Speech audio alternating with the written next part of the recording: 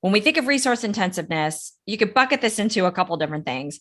It is naturally the people. So particularly on a corporate side, when you're a business, you only have so many people that can be allocated to do X number of things. So naturally, folks are thinking, oh my God, I only have a small team.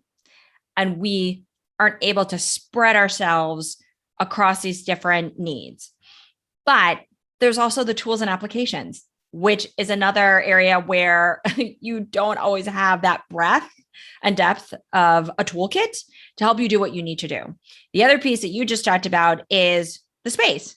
So depending on the kind of content that you want to create, you may feel that you don't have the right location or area to help you create that content that you want. And then also just skills, right? So I should have even started with people reflects, it's people and skills, which could be an area where you have it or you don't have it, right?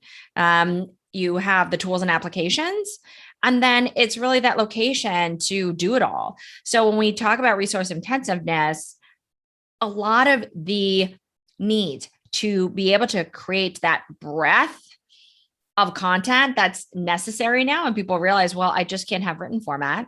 I need to have it across video, audio, and written in long form, short form, and different styles. Like, whoa, wait a second. That requires people.